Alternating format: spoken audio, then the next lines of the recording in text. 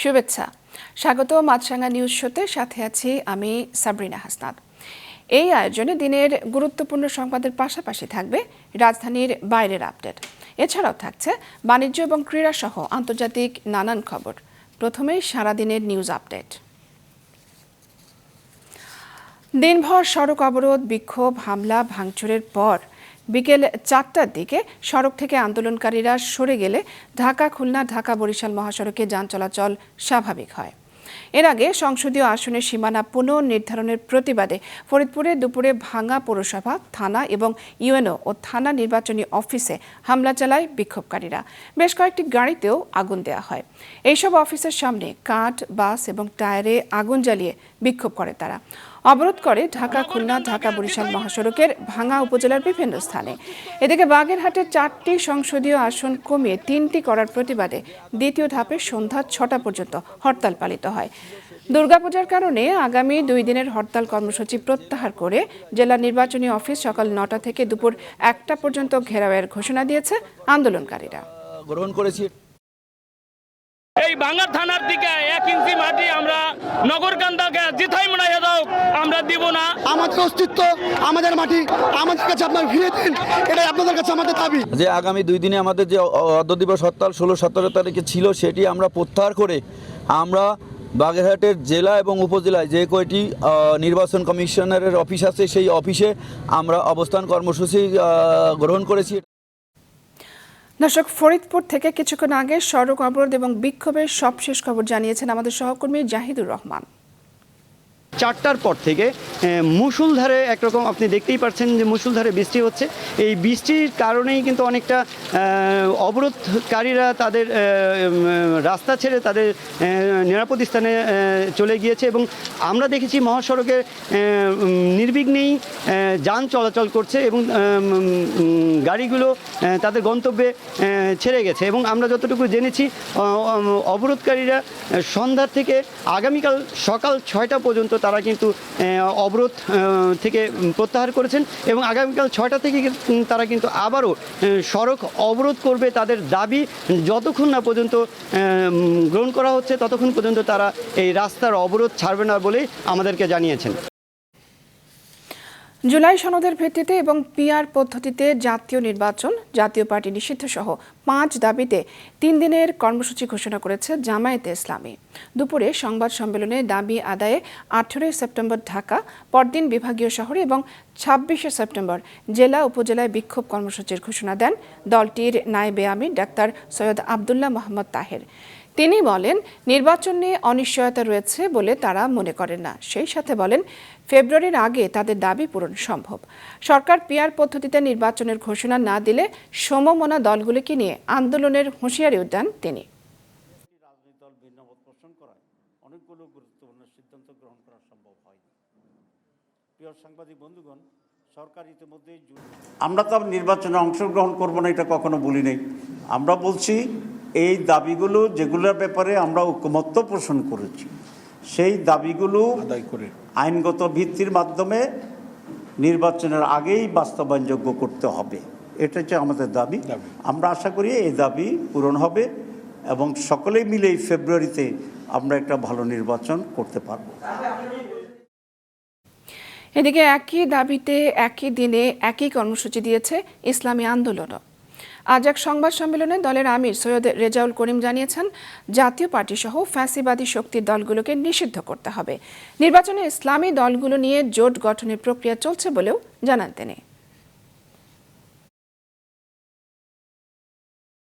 আমরা একই দাবি নিয়ে যৌথপদ্ধ কর্মসূচি পালন করব, যুগপৎ আন্দোলন গড়ে তুলব ইনশাআল্লাহ। দাবি আদায় না হওয়া পর্যন্ত আমরা ধারাবাহিক কর্মসূচি পালন করব এবং ক্রমান্বয়ে কর্মসূচি কঠোর থেকে কঠোরতর হবে। জুলাই আগস্টে সংঘটিত গণহত্যার ঘটনায় মানবতা বিরোধী অপরাধের মামলায় শেখ হাসিনা সহ 3 জনের বিরুদ্ধে আন্তর্জাতিক অপরাধ ট্রাইব্যুনালে সাক্ষ্য দিয়েছেন দৈনিক আমার দেশ পত্রিকার সম্পাদক মাহমুদুর রহমান। বেলা 11টার পরে ট্রাইব্যুনাল 1-এ এই সাক্ষ্য গ্রহণ শুরু হয়। মাহমুদুর রহমান জানান, 2008 সালে দিল্লিতে প্রণব মুখার্জি ও মঈন ইউ আহমেদের বৈঠকে সিদ্ধান্ত হয় শেখ হাসিনাকে ক্ষমতায় আনার। এ সময় তিনি বিডিআর বিদ্রোহ, খালেদা জিয়াকে বাড়ি থেকে উচ্ছেদ, তত্ত্বাবধায়ক সরকার ব্যবস্থা বাতিল, শাহবাগে গণজাগরণ আন্দোলন এবং হেফাজতের উত্থান সম্পর্কে বক্তব্য দেন। দাবি করেন শাপলা চত্বরে গণহত্যা সংগঠিত হয়েছিল। চিফ প্রসিকিউটর তাজুল ইসলাম জানিয়েছেন, এই মামলার আর 2-1 সাক্ষীর জবানবন্দির মধ্য দিয়ে শেষ হবে সাক্ষ্য গ্রহণ পর্ব। জাতীয় নাগরিক পার্টির আহ্বায়ক নাহিদ ইসলামেরও এই মামলায় সাক্ষ্য দেওয়ার কথা রয়েছে। যাদের নাম আমি বলেছি, বিশেষত যারা গুম খুন কিংবা অন্যান্য ফৌজদারি অপরাধের সাথে জড়িত, তারা অনেকেই পালিয়ে গেছেন। এই পালিয়ে যাওয়াটা আমাদের জন্য দুঃখের। তারা পালাতে না পারলে ভালো হতো। তবে যেভাবে কাজ চলছে সেটা আমি মনে করি প্রফেশনালি চলছে। আমরা আশা করছি আর 2-1 সাক্ষ্য প্রদান করার মাধ্যমে এই মামলার সাক্ষ্য গ্রহণ সমাপ্ত হবে এবং সাক্ষ্য গ্রহণ সমাপ্ত হলে বিচারের যে নিয়মতান্ত্রিক যে প্রক্রিয়া আছে সেই প্রক্রিয়ায় বিচারটি সমাপ্তির দিকে ধাবিত হবে। তরুণরা সক্রিয় থাকলে দেশের কোনো সমস্যা অমীমাংসিত থাকবে না, বলেছেন প্রধান উপদেষ্টা ডক্টর মোহাম্মদ ইউনূস। সামাজিক ক্ষেত্রে অসাধারণ অবদানের জন্য 12 জন যুব উদ্যোক্তাকে ইউথ ভলান্টিয়ার অ্যাওয়ার্ড 2025 তুলে দেওয়ার পর বক্তব্যে তিনি কথা বলেন। সকালে নিজ কার্যালয়ে এক অনুষ্ঠানে এই পুরস্কার তুলে দেন প্রধান উপদেষ্টা। এতে যুব উন্নয়ন ও কর্মসংস্থানে অবদানের জন্য 3 জন, শিক্ষা, বিজ্ঞান, তথ্য প্রযুক্তি, কারিগরি ক্ষেত্রে 2 জন, দেশপ্রেম, বীরত্ব, সাহসিকতায় 2 জন, সেবা ও সমাজ কল্যাণে 3 জন এবং ক্রীড়া, কলা ও সংস্কৃতিতে 2 জন পুরস্কার পেয়েছেন। আমি যুব সমাজের প্রত্যেক সদস্যকে আহ্বান জানাই, তোমাদের মেধা, শক্তি ও সৃজনশীলতা দিয়ে সমাজের এবং দেশের উন্নয়নে ভূমিকা রাখো। আমি বিশ্বাস করি তরুণরা সক্রিয় থাকলে দেশের কোনো সমস্যায় আর অমীমাংসিত থাকতে পারে না। আমরা তোমাদের নতুন নীতি, যুগান্তকারী ধারণা এবং সামাজিক পরিবর্তনের অগ্রদূত হিসেবে দেখতে চাই। তোমাদের সম্মিলিত প্রয়াসেই বাংলাদেশ একটি উন্নত, মানবিক এবং উদ্ভাবনী রাষ্ট্র হিসেবে বিশ্বে মাথা উঁচু করে দাঁড়াতে পারবে। সনাতন ধর্মাবলম্বীদের সবচেয়ে বড় ধর্মীয় আয়োজন শারদীয় দুর্গোৎসবকে ঘিরে চলছে প্রস্তুতি। মণ্ডপে মণ্ডপে চলছে প্রতিমা নির্মাণ, রঙের কাজ ও আলোকসজ্জার ব্যস্ততা। 21শে সেপ্টেম্বর মহালয়ার মাধ্যমে দেবীর আগমনী বার্তা ছড়িয়ে পড়বে, আর 28শে সেপ্টেম্বর মহাষষ্ঠীর মধ্য দিয়ে শুরু হবে 5 দিনের পূজার আনুষ্ঠানিকতা। শিল্পীরা দিনরাত পরিশ্রম করে গড়ে তুলছেন দেবী দুর্গা, লক্ষ্মী, সরস্বতী, কার্তিক, গণেশ ও মহিষাসুরের প্রতিমা। তাদের কাজ দেখতে মণ্ডপে ভিড় জমাতে শুরু করেছে দর্শনার্থীরা। অনেকেই পরিবার পরিজন নিয়ে গিয়েছেন। এখন দেখলাম ভালো লাগতেছে, মূর্তি তৈরি হচ্ছে, দেখতে আসছি। খুবই ভালো লাগতেছে, কারণ প্রতি বছর আমাদের আনন্দটা আসে, আমাদের একটা অন্যরকম অনুভূতি দেয়। সবকিছু সুন্দরভাবে সাজানো গুছানো হচ্ছে, তবে মনে হচ্ছে শেষ ফিনিশিংটা দেখলে আর কি ভালো লাগবে আর বেশি। এখন তো কাজের মাঝে চলতেছে আর কি। প্রতিবারই তো ঢাকেশ্বরী মন্দিরে মহালয়া অনেক বড় করে উদযাপিত হয়। মহালয়ার প্রস্তুতি হচ্ছে, তারপরে আস্তে আস্তে এখানে প্রতিমা বানানো চলছে, তারপরে হচ্ছে দুর্গাপূজার প্রস্তুতি শুরু হবে মহালয়ার পরে আসলে মেইনলি। আজ থেকে পদ্মা সেতুতে শুরু হয়েছে স্বয়ংক্রিয়ভাবে টোল আদায়। দর্শক, এই নিয়ে কিছুক্ষণ আগে জানিয়েছেন আমাদের সহকর্মী বশির উদ্দিন জুয়েল। পদ্মা সেতুতে চলন্ত গাড়ি থেকে টোল আদায় শুরু হয়েছে। আজ বিকাল 5:13 স্বয়ংক্রিয় পদ্ধতিতে টোল আদায় শুরু হয়। Non stop electronic toll collection শুরু হয়। মানুষের ভোগান্তি অনেকাংশেই কমে আসবে।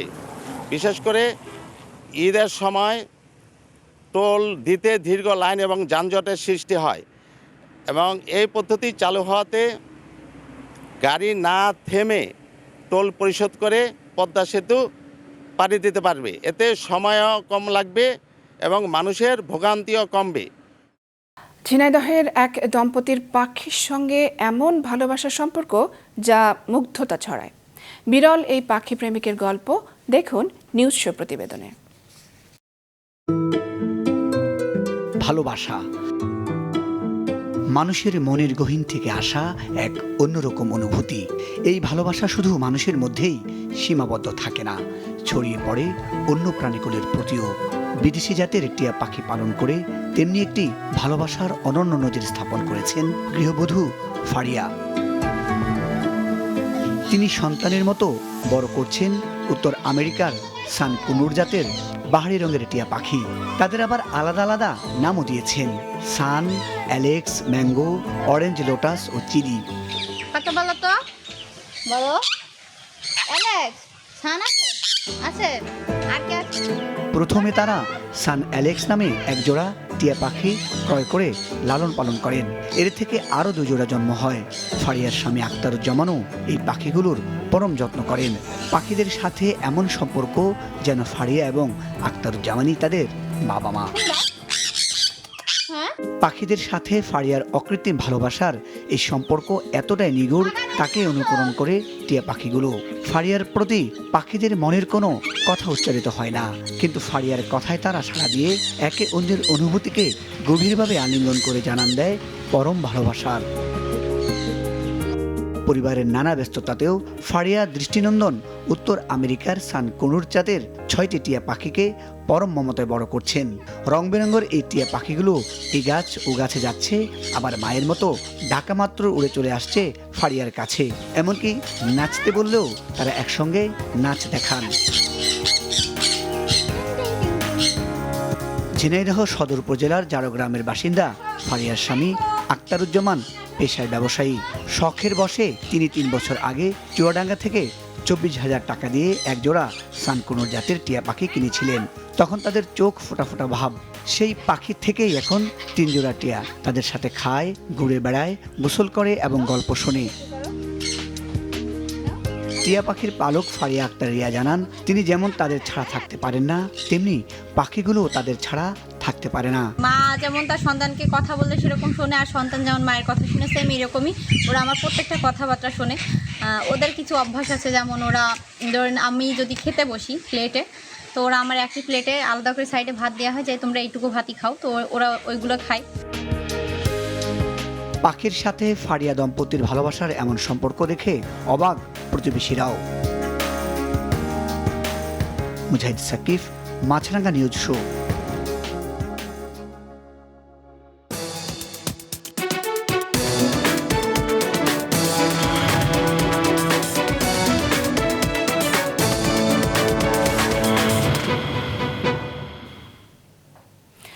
দেশের অর্থনীতির আকার অনুযায়ী ৬২ নয়, বরং দরকার তার অর্ধেকের কম সংখ্যক ব্যাংক। বিশ্লেষকদের মতে বেশি ব্যাংক থাকার কারণে প্রাতিষ্ঠানিক, প্রশাসনিক এবং আইনগত দুর্বলতা দিন দিন প্রকট আকার ধারণ করছে। এমন বাস্তবতায় অপেক্ষাকৃত দুর্বল ব্যাংকগুলোকে একীভূত করে ধীরে ধীরে ব্যাংকের সংখ্যা কমিয়ে আনার পরামর্শ তাদের। ব্যাংক খাতকে রাজনৈতিক প্রভাব মুক্ত রাখা গেলে এই খাতের বেশিরভাগ সমস্যা দূর করা সম্ভব বলেও মত বিশ্লেষকদের। দেশে বর্তমানে বাণিজ্যিক ব্যাংক আছে ৬২টি। বিগত সরকারের আমলে নামে বেনামে দুর্নীতির কারণে এর মধ্যে ডজনখানেক ব্যাংকই আছে নাজুক অবস্থায়। এছাড়া ঢিমে তালে আছে আরও বেশ কিছু ব্যাংক। সবচেয়ে বেশি বেকায়দা আছে তৃতীয় ও চতুর্থ প্রজন্মের ব্যাংকগুলো। অর্থনৈতিক বিশ্লেষকদের মতে আর্থিকভাবে দুর্বল ব্যাংকগুলোর ব্যাপারে দ্রুত সিদ্ধান্ত নিতে হবে সরকারকে। একই সাথে মার্জারের মাধ্যমে ব্যাংকের সংখ্যা কমানোর পরামর্শ তাদের। ব্যাংকের সংখ্যা যদি বেশি হয়, যে ব্যাংকগুলো পরিচালনার জন্যে যে ধরনের আপনার মানসম্মত জনবল দরকার, সেই জনবলের অভাব দেখা দেয়। ফলে ব্যাংকগুলো সুশাসন রক্ষা করতে পারে না। যেগুলো নিয়ন্ত্রণকারী সংস্থা আছেন তাদের জন্য যদি ব্যাংকের সংখ্যা বেশি হয়, তাহলে সঠিকভাবে এটাকে নিয়ন্ত্রণ করা তাদের জন্য কষ্টদায়ক হয়ে পড়ে। বাংলাদেশ ব্যাংকের তথ্য অনুযায়ী চলতি বছরের জুন শেষে খেলাপি ঋণের পরিমাণ ছাড়িয়েছে ৫,৩০,০০০ কোটি টাকায়, যেখানে ২০২৪-এর জুন শেষে ছিল ২,১১,৩৯১ কোটি টাকা। সে হিসেবে বছরের ব্যবধানে ব্যাংক খাতে খেলাপির পরিমাণ বেড়েছে প্রায় ৩ লাখ কোটি টাকার মতো। একই সময়ে কোনো কোনো ব্যাংকের ঋণ খেলাপির পরিমাণ পৌঁছেছে ৯৫% পর্যন্ত। মূলত ব্যাংক খাতে প্রাতিষ্ঠানিক, প্রশাসনিক ও আইনগত দুর্বলতাই এর মূল কারণ বলছেন বিশ্লেষকরা। এমন বাস্তবতায় এই খাতকে রাজনৈতিক প্রভাবমুক্ত রাখার পরামর্শ বিশ্লেষকদের। আমার ম্যানিফেস্টোর মাধ্যমে আপনি জনগণের কাছে অঙ্গীকার করেন যে ব্যাংকিং ব্যবস্থাকে উন্নত করার জন্য আমরা এই জিনিসপত্রগুলো আমরা করব। তো সেরকম একটা কমিটমেন্ট নেওয়া উচিত বড় বড় পার্টিগুলোকে, যারা নাকি আপনার কন্টেস্টেন্ট এই সামনের ইলেকশন। পুঁজিবাজার, আপনার ব্যাংকিং বাজার, এইগুলোর জন্য কিন্তু বাংলাদেশ ব্যাংক এবং গভর্নমেন্ট কিন্তু অনেকগুলো রিফর্ম প্রসেস শুরু করেছে, তাই না? এইগুলোর জন্য কন্টিনিউটি মেনটেন হয়। সেই সাথে নির্বাচিত সরকার এসে রাজনৈতিক বা ব্যবসায়িক স্বার্থে যেন যত্রতত্র লাইসেন্স না দেন সে বিষয়েও সতর্ক থাকার আহ্বান জানিয়েছেন তারা। তাদের কাছে অঙ্গীকার চায় রাজনৈতিক দলগুলোর কাছে, যে তারা অঙ্গীকার করুক যে তারা একটা কনক্রিট ব্যাংকিং পলিসি একটা দিবে, having some exit policy also. এখন তো বাংলাদেশের সবাই এন্ট্রি পলিসি আছে, লাইসেন্সিং পলিসি আছে, কিন্তু এক্সিট পলিসি নেই। তারা সবাই অঙ্গীকার করুক যে আমরা একটা ব্যাংকিং নীতিমালা দিব যেখানে একটা এক্সিট পলিসি থাকবে, যে ঠিক আছে আপনি নীতিমালা অনুযায়ী লাইসেন্স পাবেন এবং আপনি যদি কম্পিটিশনে না টিকেন ইউ মাস্ট কুইট। আগামী দিনগুলোতে যারা ক্ষমতায় আসবেন তাদেরকে এটাই মাথায় রাখতে হবে যে না, একটা ব্যাংক ব্যবস্থা এটা একটা তার কতগুলো ব্যাংকের লাইসেন্স দেওয়া হবে বা এটা রাজনৈতিক সিদ্ধান্তের বিষয় নয়, এটা অর্থনীতির আকারের উপরে, অর্থনীতির প্রয়োজনের উপরে নির্ভর করেই ব্যাংক স্থাপন করা উচিত। গবেষণা সংস্থা সিপিডির মতে বিগত 15 বছরে দেশে 24টি বড় অর্থ কেলেঙ্কারির ঘটনা ঘটেছে, যেখান থেকে আত্মসাৎ হয়েছে সোয়া 92,000 কোটি টাকা।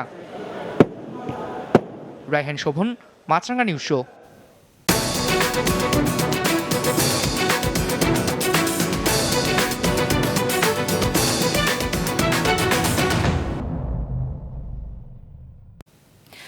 বিজ্ঞানীরা প্রতিনিয়ত মানব সভ্যতার বিকাশ নিয়ে কাজ করে যাচ্ছেন। কোন অঞ্চলের কোন জাতিগোষ্ঠী কত প্রাচীন এই নিয়েও চলছে তাদের গবেষণা। সম্প্রতি ইন্দোনেশিয়ার সুলাওয়েসি দ্বীপে প্রাচীন যুগের কিছু হাতিয়ারের সন্ধান পেয়েছেন দেশটির গবেষকরা। এ থেকে প্রমাণ পাওয়া যায় এশিয়া এবং অস্ট্রেলিয়ার মধ্যবর্তী দ্বীপপুঞ্জে 15 লক্ষ বছর আগের মানুষ বসবাস করতেন। তারাই ওয়ালেসিয়া অঞ্চলের সম্ভাব্য প্রাচীনতম গোষ্ঠী হোমিনিড।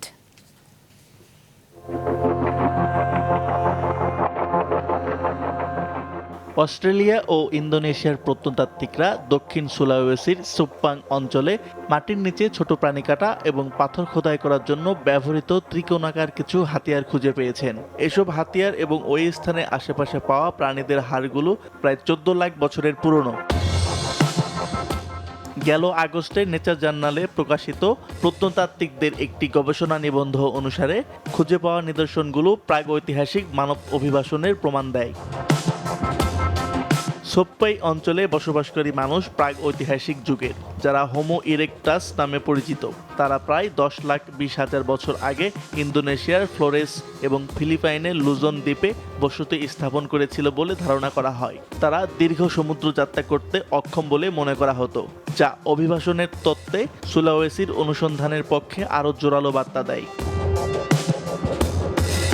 প্রাপ্ত নিদর্শনগুলো প্রাচীন মানুষের তৈরি, যারা বর্তমান মানব প্রজাতি হোমোসেপিয়েন্সের বিবর্তনে অনেক আগে পৃথিবীতে বসবাস করতেন। গবেষকরা জানান অন্তত 10 লাখ বছর আগে হোমো ইরেক্টাস কোনোভাবে এশিয়ার মূল ভূখণ্ড থেকে দীর্ঘ সমুদ্রপথ পাড়ি দিয়ে সুলাওয়েসি দ্বীপে পৌঁছেছিলেন। সুলাওয়েসির ওলানাই পার্বত্য অঞ্চলে খনন কাজ পরিচালনা করার সময় 2019 সালে বিজ্ঞানীরা 7 লাখ বছর আগের প্রাচীন জীবাশ্ম ও অন্যান্য সরঞ্জামের সন্ধান পেয়েছিলেন। আসিফ আল আমিন, মাছরাঙ্গা নিউজ শো।